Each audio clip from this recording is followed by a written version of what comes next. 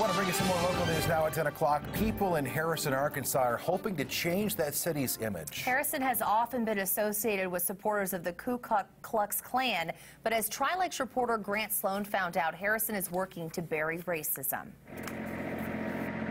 Well, Jennifer, there were a number of ceremonies here today, and there will be some tomorrow here in the town of Harrison, and all of them really are acceptance-driven, celebrating the message of Dr. Martin Luther King.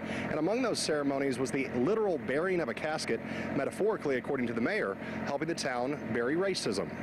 Decades ago, Harrison was a sundown town with signs warning non-whites to be out before dusk. Tonight at dusk, a peace march was held by people of all colors, signifying that the days of old are no more. We're a loving community. Everybody gets along with everybody. We accept everybody. Mayor Jeff Crockett says even though the values of the majority of residents has changed, the town's image has remained tarnished due to an influence from KKK supporters. It hurts because people traveling through town don't know town. They don't know how we are. In order to change the tide, the town is holding a number of acceptance-driven ceremonies, like a candlelight vigil celebrating the message of Dr. Martin Luther King.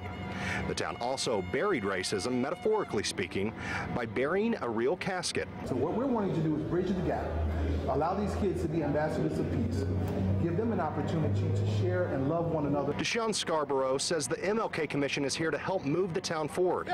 He feels it's being held back by the influence of KKK director Thomas Robb, who lives 15 miles outside of city limits. I live outside of Harrison. Yes, sir.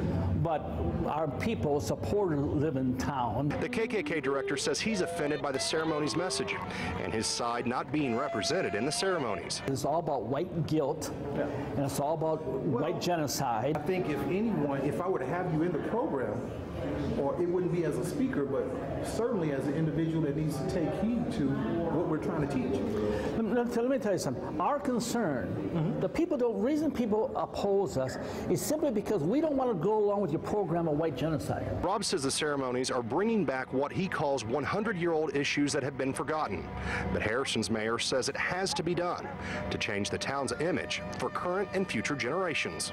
It won't go away, because if we leave it alone, the only voice that gets heard is the voice of the hate group.